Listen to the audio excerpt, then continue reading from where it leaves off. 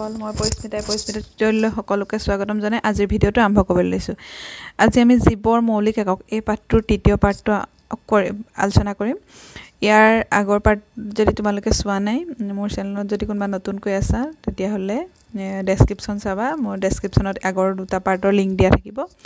আৰু মোৰ চেনেলত যদি কোনোবা নতুনকৈ আছা তেতিয়াহ'লে মোৰ চেনেলটো ছাবস্ক্ৰাইব কৰিবা, লাইক কৰিবা, শ্বেয়াৰ কৰিবা, ভিডিঅ'টো শেষলৈকে চাবা, তেতিয়া বহুতখিনি বুজিব পাৰিবা। এতিয়া চোৱা, ইয়াৰ আগৰ দুটা পাৰ্টত মই কোষৰ আৱিষ্কাৰ, এককোষী, বহুকোষী, কোষ কেন্দ্ৰীয়, সংকোষ কেন্দ্ৰীয় কোষ, কোষৰ গঠন, এইখিনি আমি কোষ পৰশলৈকে আলোচনা কৰিলোঁ। আৰু আজি আছে আমি কোষ সংজ্ঞাণুৰ পৰা আলোচনা কৰিম। কোষ সংজ্ঞাণু কি সেইখিনি চাওঁ আহা। এতিয়া চোৱা, তোমালোকে নিজৰ নিজৰ কিতাপখন মেলি ল'বা। কোষ সংজ্ঞাণু। এতিয়া কোষ সংজ্ঞাণুনো কি? এতিয়া কোষ এটা কি হয়, সৰু সৰু এটা কোষত কি হয়, এটা কোষৰ পৰা দুটা কোষ, দুটা কোষৰ পৰা তিনিটা কোষ, এনেকৈ বাঢ়ি যায়। এতিয়া ধৰি লওক কোষটোৰ এতিয়া বহুতো কোষ লগ লাগি পেলাই কলা হয়, বহুতো কলা লগ লাগি অংগ হয়, বহুতো কেইবাটাও অংগ লগ লাগি অংগতন্ত্ৰ হয়। ঠিক সেইদৰে কোষ সংজ্ঞাণুসমূহ কি হৈছে, এটা কোষৰ ভিতৰত থকা যিখিনি অংগ সেইখিনি হৈছে কোষ অংগাণু। এতিয়া এটা চিত্ৰ মই ছাইডত দেখুৱাইছোঁ, এইটো হৈছে প্লেন চেলৰ চিত্ৰ। এতিয়া ইয়াত কোষ সংজ্ঞাণুখিনি আছে। তোমালোকে ইয়াত আমি কি লিখিছে প্ৰথমে পঢ়ি চাওঁ আহা। প্ৰত্যেক কোষতে একোখন আৱৰণীয়ে কোষস্থ দ্ৰব্যক আবৃত কৰি বহি পৰিৱেশৰ পৰা পৃথক কৰি ৰাখে। এতিয়া কোষক এখন আৱৰণ থাকে আৰু কি কৈছে, বাহিৰৰ পৰিৱেশৰ পৰা সিহঁতক পৃথক কৰি ৰাখে। এতিয়া ডাঙৰ আৰু জটিল কোষবিলাকৰ লগতে বহুকোষী জীৱৰ কোষবিলাক সিহঁতৰ জটিল গঠন কাৰ্যৰ সামৰ্থ্যৰ বাবে বিভিন্ন ধৰণৰ ৰাসায়নিক প্ৰক্ৰিয়াৰ প্ৰয়োজন। এইবিলাক পৃথকে সংগঠিত কৰিবৰ বাবে কোষবিলাকৰ ভিতৰত থকা বিভিন্ন ধৰণৰ কোষ সংজ্ঞাণুবোৰ ব্যৱহাৰ কৰে। কোষ কেন্দ্ৰীয় কোষৰ এই বিশেষ বৈশিষ্ট্যৰ বাবে প্ৰকোষ কেন্দ্ৰীয় কোষৰ পৰা ইহঁত পৃথক। এতিয়া আমি ইয়াৰ আগত সংকোষ কেন্দ্ৰীয় কোষ আৰু প্ৰকোষ কেন্দ্ৰীয় কোষৰ আলোচনা কৰিছিলোঁ। এতিয়া কি কৈছে, সংকোষ কেন্দ্ৰীয় কোষ হৈছে বহুকোষী প্ৰাণী, উদ্ভিদ এইবিলাক, আৰু প্ৰকোষ কেন্দ্ৰীয় হৈছিলে বেক্টেৰিয়া, এইবিলাক যিবিলাকৰ এটা কোষ কেন্দ্ৰ নাথাকে। এতিয়া এই কোষ অংগাণুবিলাকৰ কিছুমান কেৱল ইলেক্ট্ৰন অনুবীক্ষণ যন্ত্ৰৰ সহায়তহে দেখিব পৰা যায়। এই কোষ অংগাণুবিলাক এটা কোষৰ ভিতৰত, এটা ক্ষুদ্ৰতম কোষৰ ভিতৰত কি কৈছে, এটা যিটো অনুবীক্ষণ যন্ত্ৰৰ সহায়তহে দেখা যায়, সেই কোষটোৰ ভিতৰতে বহুতো আকৌ কি কৈছে অংগ আছে। এতিয়া যিখিনি অনুবীক্ষণ যন্ত্ৰৰ সহায়তহে দেখা পোৱা যায়। আমি ইতিমধ্যে আগৰ দফাত কোষ কেন্দ্ৰৰ বিষয়ে আলোচনা কৰি আহিছোঁ। এতিয়া আমি অন্য কিছুমান উল্লেখযোগ্য দফাত অংগাণুৰ বিষয়ে আলোচনা কৰিম, যেনে অন্তঃপৰশীয়, যেনে এটা কোষৰ ভিতৰত থকা কোষ কেন্দ্ৰটো আমি আলোচনা কৰিলোৱেই, কোষ পৰশ আলোচনা কৰিলোঁ, কোষাৱৰণ আলোচনা কৰিলোঁ, এইখিনি কৰিলোঁ। এতিয়া আজি আমি কোষৰ ভিতৰত থকা অন্তঃপৰশীয় জালিকা, গলজী সংঘ, লাইচোজোম, মাইটকণ্ড্ৰিয়া, প্লাষ্টিড আৰু ৰসধানী, এই কোষ সংজ্ঞাণুবিলাক কোষ এটাৰ বাবে অতিকে গুৰুত্বপূৰ্ণ। আৰু ইহঁতৰ কোষৰ বিষয়ে নিৰ্দিষ্ট প্ৰত্যেকটো কোষৰ ভিতৰৰ অংগাণুখিনি কি কয়, প্ৰত্যেকে নিজৰ নিজৰ কাম নিৰ্দিষ্ট কাৰ্য আছে আৰু সেইখিনি সম্পন্ন কৰে। এতিয়া ধৰি লওক কোষৰ ভিতৰত এই চিত্ৰটো চোৱা সকলোৱে। এই চিত্ৰটোত দিয়া আছে, এইটো গলগী সংঘ, এইটো ক্ল'ৰ'প্লাষ্ট, এইটো লাইচোজোম, এইটো ভেকুৱল মানে ৰসধানী, তাৰপিছতে কি কৈছে, এইটো এণ্ড'প্লাজমিক ৰেটিকুলাম, তাৰমানে অন্তঃপৰশীয় জালিকা, নিউক্লিয়াছ, কোষ কেন্দ্ৰ, এইটো মাইটকণ্ড্ৰিয়া, ৰাইব'জম, এইবিলাক চাইটোপ্লাজম মানে কোষ পৰশ, কোষৰ যিখিনি জুলীয়া পদাৰ্থ সেইখিনি কোষ অংগাণুসমূহক যিখিনি আৱৰি থাকে, যিখিনি জুলীয়া পদাৰ্থ থাকে সেইখিনি হৈছে চাইটোপ্লাজম বা কোষ পৰশ। এতিয়া এইখিনি আমি প্ৰত্যেকে বেলেগ বেলেগকৈ আলোচনা, অন্তঃপৰশীয় জালিকা বিষয়ে বেলেগকৈ আলোচনা কৰিম, গলগী সংঘ সকলোৱে আলোচনা কৰিম। এতিয়া আমি প্ৰথমে চাওঁ আহা অন্তঃপৰশীয় জালিকানো কি। এতিয়া চোৱা, অন্তঃপৰশীয় জালিকানো কি। এতিয়া অন্তঃপৰশীয় জালিকা চমুকৈ ইয়াৰ এণ্ড'প্লাজমিক ৰেটিকুলাম, আৱৰণীযুক্ত নলিকা আৰু মোনাৰ ভেছিকলৰে গঠিত বৃহৎ জালিকা। অন্তঃপৰশীয় জালিকাৰ আৱৰণৰ গঠন কোষাৱৰণৰ সৈতে প্ৰায় একেই। এইবিলাক দুই প্ৰকাৰৰ, অমসৃণ অন্তঃপৰশীয় জালিকা আৰু মসৃণ অন্তঃপৰশীয় জালিকা। এতিয়া বিলাক মানে যিবিলাক ৰাফ ৰাফ এণ্ডোপ্লাজমিক ৰেটিকুলামবিলাক অনুবীক্ষণ যন্ত্ৰৰে নিৰীক্ষণ কৰিলে সেইবিলাকত খহটা যেন দেখি, কাৰণ সিহঁতৰ আৱৰণত ৰাইব'জম নামৰ কিছুমান কণা সংলগ্ন হৈ থাকে। এতিয়া সকলোবোৰ সক্ৰিয় কোষৰ ৰাইব'জমবিলাকে প্ৰ'টিন উৎপাদন কৰে আৰু উৎপাদিত প্ৰ'টিনবিলাক প্ৰয়োজন অনুসাৰে কোষৰ বিভিন্ন ঠাইলৈ অন্তঃপৰিষৰ জালিকাৰ যোগেদি পঠিয়াই দিয়ে। এতিয়া মসৃণ আৰু অন্তঃপৰিষৰ জালিকাবিলাকে কোষৰ কাৰ্যৰ বাবে লাগতিয়াল স্নেহজাতীয় পদাৰ্থৰ লিপিড সংশ্লেষণত সহায় কৰে আৰু ইয়াৰে কিছুমান প্ৰ'টিন আৰু লিপিড কোষাৱৰণ গঠনত সহায় কৰে আৰু এই প্ৰক্ৰিয়াটোক আৱৰণৰ জীৱোৎপত্তি বুলি কোৱা হয়। অন্য কিছুমানে কি কৰে, অন্য কিছুমান প্ৰ'টিন লিপিড উৎসেচক আৰু হৰম'ন হিচাপে কাৰ্য কৰে। এতিয়া চোৱা, এতিয়া এই চিত্ৰটোত অন্তঃপৰিষৰ জালিকাবিলাক এইদৰে দেখুৱাইছে। এতিয়া তোমালোকে বেলেগ বেলেগকৈ মই দেখুৱাইছোঁ, এবাৰ চাই লোৱা। এই চিত্ৰটোত চোৱা, এইখন অন্তঃপৰিষৰ জালিকা দেখুৱাইছে, কিছুমান এয়া মসৃণ আৰু এয়া অমসৃণ, য'ত কি হৈছে এই গুটি গুটি নিচিনা লাগি আছে যে এইবিলাক হৈছে এতিয়া অমসৃণত কি হয় ৰাইব'জমবিলাক লাগি থাকে, সৰু সৰু কি কৈছে অমসৃণ, যি খহটা দেখায় কিহৰ কাৰণে, ৰাইব'জমবিলাক লাগি থাকে কাৰণে। এতিয়া এইটো মসৃণত কি কৈছে মিহি তাৰমানে পিঠিখন, এতিয়া কি কৈছে ইয়াত ৰাইব'জম লাগি থাকে কাৰণে অমসৃণ অন্তঃপৰিষীয় জালিকা বুলি কৈছে। চিত্ৰত দেখুওৱাৰ দৰে দেখিবলৈ পোৱা যায়। এতিয়া এই অন্তঃপৰিষীয় জালিকাবিলাকৰনো কাম কি আমি চাওঁ আহা। এতিয়া চোৱা, 1 নম্বৰ কাৰ্যটো কি হৈছে, খহটা অন্তঃপৰিষীয় জালিকাৰ আৱৰণত থকা ৰাইব'জমবোৰে প্ৰ'টিন সংশ্লেষণ কৰে। সেই খহটা অন্তঃপৰিষীয় জালিকাৰ ৰাইব'জমবিলাক মই দেখুৱাইছিলোঁ, সেইবিলাকে প্ৰ'টিন সংশ্লেষণ কৰে আৰু মসৃণ অন্তঃপৰিষীয় জালিকাবিলাকে লিপিড সংশ্লেষণ কৰে। কোষ পৰশ আৰু কোষ কেন্দ্ৰৰ মাজত থকা পদাৰ্থৰ সৰবৰাহ কাৰ্যত লিপ্ত হোৱা কি কৰে, সেই অন্তঃপৰিষীয় জালিকাৰ মাজেদি কোষ কেন্দ্ৰ আৰু কোষ পৰশৰ মাজত পদাৰ্থৰ সৰবৰাহ হয়, তাৰমানে ইফাল সিফাল হৈ থাকে। এতিয়া কোষৰ 4 নম্বৰটো হৈছে কোষৰ বিভিন্ন ৰাসায়নিক প্ৰক্ৰিয়াবিলাক সংঘটিত হ'ব পৰাকৈ ঠাই সৃষ্টি কৰে আৰু কি কয় বিষাক্ত দ্ৰব্যক বিষাক্তহীন কৰে। এতিয়া কোষৰ ভিতৰত যদি বিষাক্ত দ্ৰব্য কিবা সোমাইছে তেতিয়া বিষাক্তহীন কৰাত অন্তঃপৰিষীয় জালিকাই সহায় কৰে। এইকেইটা কাৰ্য আহে তোমালোকৰ পৰীক্ষাত, সকলোৱে লিখি ল'বা। ছাত্ৰ ছাত্ৰীসকল, গোলজী সংঘনো কি চাওঁ আহা। কেমিল গলজি পোনপ্ৰথমে গোলজী সংঘৰ বিষয়ে বৰ্ণনা দাঙি ধৰিছিল, সেইকাৰণে কি কৈছে গোলজী সংঘ বুলি কৈছে। এইবিলাক কিছুমান আৱৰণী বিশিষ্ট মোনাকাৰ গঠন, যিয়ে পৰস্পৰে সমান্তৰালকৈ সজ্জিত হৈ চিষ্টাৰ্ণী ঠাক সৃষ্টি কৰে। এতিয়া ঠাককৈ আছে দেখিছেনে, সমান্তৰালভাৱে আছে। এতিয়া কি কৈছে, সেইকাৰণে কি কৈছে এইবিলাকক আৱৰণীখন অন্তঃপৰশসমূহে জালিকাৰ আৱৰণৰ লগত সংযুক্ত হৈ থাকে আৰু সেইবাবে ইহঁতক কোষস্থ আৱৰণীৰ অন্য এক জটিল গঠন সৃষ্টি কৰে। অন্তঃপৰিষৰ জালিকাৰ গাতে লাগি থাকে বুলি কৈছে। অন্তঃপৰিষৰ জালিকাৰ গাতে সংশ্লেষিত হোৱা পদাৰ্থসমূহ গোলজী সংঘই কোষৰ ভিতৰৰ পৰা বাহিৰলৈ অনা নিয়াত সহায় কৰে। আৰু তাৰমানে গোলজী সংঘৰ কাম কি, এইখিনি যে অন্তঃপৰশীয় জালিকাৰ গাতে সংশ্লেষিত হোৱা পদাৰ্থসমূহ যিখিনি সংশ্লেষিত হয় সেইখিনি গোলজী সংঘই কোষৰ ভিতৰৰ পৰা বাহিৰলৈ অনা নিয়াত অংশগ্ৰহণ কৰে। আৰু গোলজী সংঘৰ কাৰ্য হ'ল সঞ্চয়, উৎপাদিত পদাৰ্থবিলাকৰ বন্ধন আৰু ৰূপান্তৰণ। কোনো ক্ষেত্ৰত গোলজী সংঘই সৰল শৰ্কৰাক জটিল শৰ্কৰালৈ পৰিৱৰ্তিত কৰিব পাৰে আৰু গোলজী সংঘই লাইচোজোম গঠনতো সহায় কৰে। এই কাৰ্যখিনি তোমালোকৰ আহে, সকলোৱে লিখি ল'বা। আৰু চিত্ৰটোত গোলজী সংঘ দেখিবলৈ এনেকুৱা। এতিয়া চোৱা লাইচোজোম চিত্ৰত দেখুওৱাৰ দৰে। এতিয়া কৈছে লাইচোজোম কোষস্থ বৰ্জিত পদাৰ্থৰ নিষ্কাশনৰ লগত জড়িত। কোষৰ যিবিলাক বৰ্জিত পদাৰ্থ সেইখিনি নিষ্কাশনৰ লগত জড়িত এক অংগাণু। লাইচোজোমে কোষত প্ৰৱেশ কৰা অলাগতিয়াল দ্ৰব্যবোৰ আৰু কোষত উৎপন্ন হোৱা অলাগতিয়াল পদাৰ্থবিলাক পৰিপাক কৰি কোষটোক নিকা কৰি ৰাখে। এতিয়া কাম কি দেখিলানে, যে অলাগতিয়াল পদাৰ্থখিনি কোষৰ ভিতৰত উৎপন্ন হয় সেইখিনি লাইচোজোমে নিষ্কাশন কৰে আৰু কোষ চাফা কৰে তাৰমানে। এতিয়া কোষত প্ৰৱেশ কৰা বাহিৰা পদাৰ্থ যেনে বেক্টেৰিয়া, খাদ্য, মৃত কোষ অংগাণু আদিক লাইচোজোমে ভাঙি কিছুমান সৰু পদাৰ্থত পৰিণত কৰে।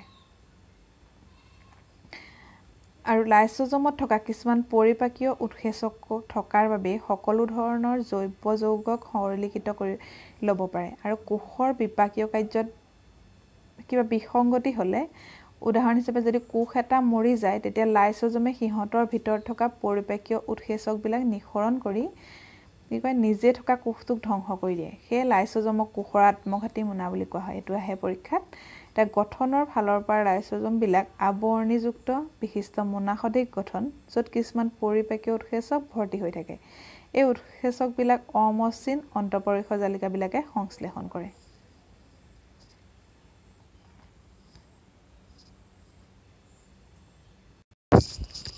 ছাত্ৰ-ছাত্ৰীসকল এতিয়া চোৱা মাইটকণ্ড্ৰিয়া এটা মাইটকণ্ড্ৰিয়াৰ চিত্ৰত দেখুৱাৰ দৰে এখন এইটো চিত্ৰ ইয়াত দুখন আৱৰণী থাকে এখন ভাঁজযুক্ত ভিতৰত আৰু এখন বহি আৱৰণী থাকে এতিয়া ইয়াত পঢ়ি চাওঁচোন কি লিখিছে মাইটকণ্ড্ৰিয়া কোষৰ শক্তিৰ ভঁৰাল হিচাপে আখ্যা দিয়া হয় আৰু জীৱৰ জীৱন নিৰ্বাহত সংঘটিত হোৱা বিভিন্ন ৰাসায়নিক বিক্ৰিয়াৰ বাবে প্ৰয়োজনীয় শক্তি নিহত হৈ থকা ATP এডিনোচাইন ট্ৰাইফসফেট চমুকৈ ATP এইটো কি হয় প্ৰয়োজনীয় যি শক্তি নিহিত হৈ থাকে তাক ATP বুলি কয় অণুবিলাকক ATP অণুবিলাক তাৰমানে যি শক্তি দিয়ে এই অণুবিলাকক মাইটকণ্ড্ৰিয়াই উৎপাদন কৰে আৰু কিহে উৎপাদন কৰে শক্তি সেইকাৰণে শক্তিৰ ভঁৰাল বুলি কিয় কয় যে এই ৰাসায়নিক বিক্ৰিয়াৰ বাবে প্ৰয়োজনীয় হোৱা শক্তি নিহত হৈ থকা ATP অণুবিলাক মাইটকণ্ড্ৰিয়াই উৎপন্ন কৰে সেইকাৰণে কি কৈছে মাইটকণ্ড্ৰিয়াক শক্তিৰ ভঁৰাল বুলি কৈছে এতিয়া ATP অণু কোষীয় শক্তিৰ মুদ্ৰা বুলি কোৱা হয় এনাৰ্জি কাৰেন্সি মানে এনাৰ্জিবিলাক কিহে দিয়ে কোষ এটাক ATP অণুৱে এতিয়া ATPটো কোনে উৎপন্ন কৰে মাইটকণ্ড্ৰিয়াই এতিয়া ATP অণুত থকা অন্তৰ্নিহিত শক্তি কোষে নতুন ৰাসায়নিক দ্ৰব্যৰ সংশ্লেষণত আৰু অন্য যান্ত্ৰিক কাৰ্যত ব্যৱহাৰ কৰে গঠনৰ দিশৰ পৰা মাইটকণ্ড্ৰিয়া দুখন আৱৰণীযুক্ত ইয়ে বহি আৱৰণখন যথেষ্ট ৰন্ধ্ৰযুক্ত বহি আৱৰণখন দেখিছেনে ইয়াত যথেষ্ট ফুটা আছে ইয়াতে ফুটাবিলাক আছে দেখিছেনে এইবিলাক ফুটা আছে আৰু ৰন্ধ্ৰ মানে ফুটা এতিয়া বিপৰীতে অন্তৰ আৱৰণখন যথেষ্ট ভাঁজযুক্ত এতিয়া ভিতৰত থকাখন দেখিছেনে ভিতৰত থকাখন ভাঁজ আছে ভাঁজযুক্ত আৰু ভাঁজবিলাকৰ পিঠিতে ATP উৎপাদন কৰা ৰাসায়নিক বিক্ৰিয়াবোৰ সংঘটিত এই ভাঁজবিলাক যিবিলাক ভাঁজ আছে এই ভাঁজবিলাকৰ পিঠিতে কি কৈছে ATP উৎপন্ন হয় বুলি কৈছে বিক্ৰিয়াবোৰ সংঘটিত হয় এতিয়া মাইটকণ্ড্ৰিয়াৰ উল্লেখযোগ্য বৈশিষ্ট্য কি কৈছে যে বৈশিষ্ট্যপূৰ্ণ চৰিত্ৰ হ'ল ইহঁতৰ নিজৰ DNA আৰু ৰাইবজম থাকে এটা কোষটোত থকাৰ উপৰিও নিজৰ কি কৈছে DNA আৰু ৰাইবজম থাকে এইটো আহিব পৰীক্ষাত তোমালোকৰ ৰাইবজম থাকে সেইবাবে মাইটকণ্ড্ৰিয়া নিজে প্ৰটিন নিজে তৈয়াৰ কৰি ল'ব পাৰে এইটো প্ৰশ্ন দুটা মাইটকণ্ড্ৰিয়া কিয় কোষৰ শক্তিৰ ভঁৰাল বুলি কোৱা হয় আহিব পাৰে আৰু মাইটকণ্ড্ৰিয়াৰ কি কয় বৈশিষ্ট্যপূৰ্ণ চৰিত্ৰটো কি সেইটো আহিব পাৰে তোমালোকে লিখি ল'বা ছাত্ৰসকল এতিয়া চোৱা প্লাষ্টিড এইটো এটা অংগাণু কোষ অংগাণু প্লাষ্টিডবিলাকৰ এইটো প্লাষ্টিডৰ চিত্ৰ আৰু প্লাষ্টিডবিলাক কেৱল উদ্ভিদ কোষতহে পোৱা যায় প্লাষ্টিড দুই প্ৰকাৰৰ বৰ্ণকণা বা বৰণীয়া কণা ক্লোমোপ্লাষ্ট আৰু অবৰ্ণকণা বৰণহীন লিউকোপ্লাষ্ট এতিয়া যিবিলাক প্লাষ্টিডত পত্ৰহৰিত নামৰ ৰঞ্জক পদাৰ্থ থাকে সেইবিলাকক কি কৈছে হৰিত কণা বুলি কোৱা হয় আৰু হৰিত কণাবিলাক উদ্ভিদৰ সালোকসংশ্লেষণৰ বাবে গুৰুত্বপূৰ্ণ কোষ অংগাণু এতিয়া হৰিত কণাত পত্ৰহৰিতৰ উপৰিও হালধীয়া আৰু কমলা ৰঙৰ পদাৰ্থও থাকে অবৰ্ণকণাত সাধাৰণতে শ্বেতসাৰ তৈল পদাৰ্থ আৰু প্ৰটিনৰ কণিকাবিলাক সঞ্চয় হৈ থাকে এটা প্লাষ্টিডবিলাকৰ আভ্যন্তৰৰ আৱৰণীযুক্ত তৰপেৰে গঠিত এইবিলাক তৰপ আছে দেখিছেনে চিত্ৰটোত চোৱাচোন তৰপ আছে এইবিলাক ষ্ট্ৰোমা নামৰ পদাৰ্থ বিধত নিমজ্জিত হৈ থাকে আৰু বাহ্যিক গঠনৰ দিশৰ পৰা প্লাষ্টিকবিলাক মাইটকণ্ড্ৰিয়াৰ গঠনৰ সৈতে একেই মাইটকণ্ড্ৰিয়াৰ দৰে প্লাষ্টিডবিলাকতো সিহঁতৰ নিজা DNA আৰু ৰাইবজম থাকে এতিয়া মাইটকণ্ড্ৰিয়াৰ দৰে কি কৈছে প্লাষ্টিডবিলাকৰ নিজা DNA আৰু ৰাইবজম থাকে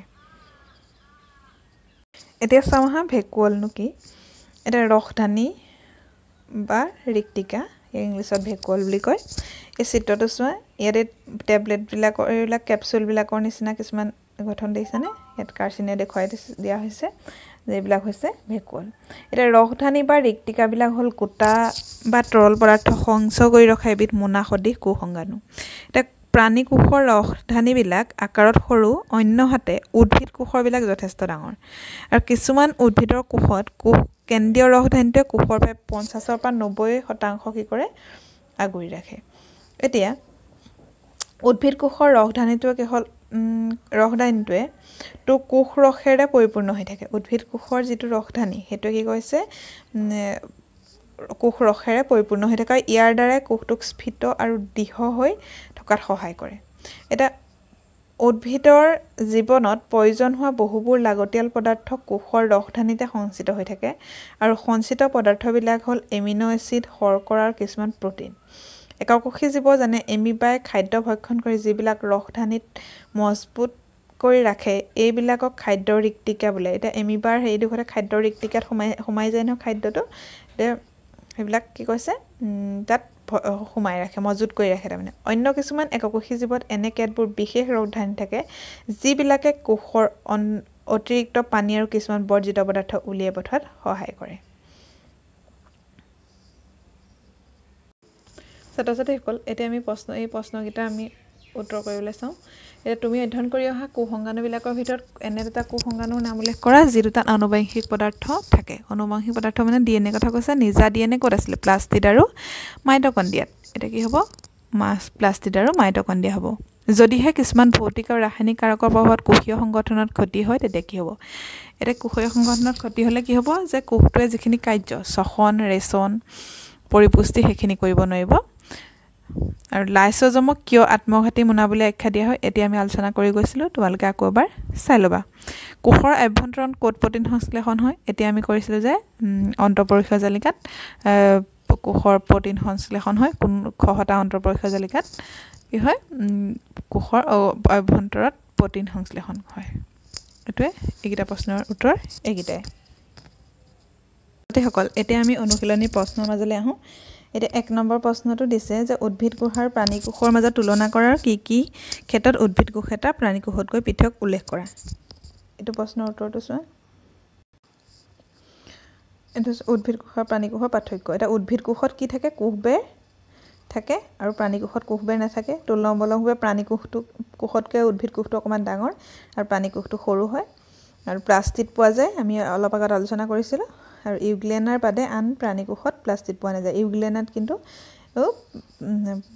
যদিও প্ৰাণী তথাপি তাত প্লাষ্টিড পোৱা যায়। আৰু ৰসধানীটো ডাঙৰ, ৰসধানীৰ কথা আলোচনা কৰিছিলোঁ।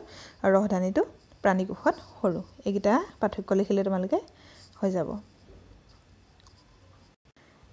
ইয়াৰ পাছৰ প্ৰশ্নটো আছে কি কি ক্ষেত্ৰত প্ৰকোষ কেন্দ্ৰীয় আৰু সংকোষ কেন্দ্ৰীয় কোষৰ পৃথক উল্লেখ কৰা। এইটো প্ৰশ্ন আমি আলোচনা যিহেতু আগতেই কৰিলোঁ, এইটো পাৰ্থক্য দিয়া হৈ গ'ল প্ৰথম পাৰ্টতে। দ্বিতীয় পাৰ্টত দিয়া হৈছে।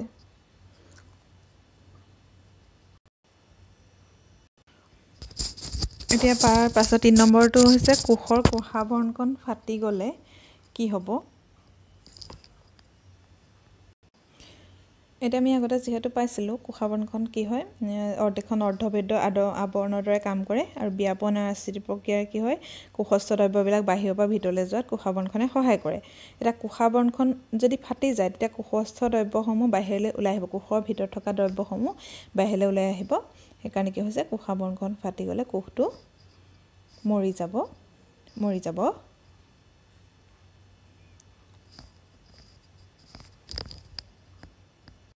এইখিনি প্ৰশ্ন মই লিখি দিয়া নাই, কৈ দিছোঁ, তোমালোকে নিজে লিখি ল'বা।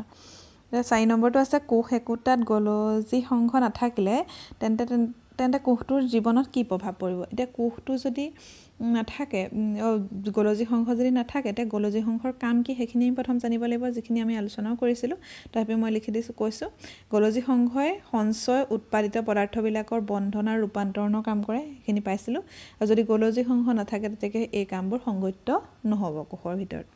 গলজি সংঘ কি কৰে নাথাকিলে সৰল শৰ্কৰাক জটিল শৰ্কৰালৈ পৰিৱৰ্তন কৰে আৰু গলজি সংঘ নাথাকিলে সৰল শৰ্কৰা জটিল শৰ্কৰালৈ পৰিৱৰ্তিত নহ'ব।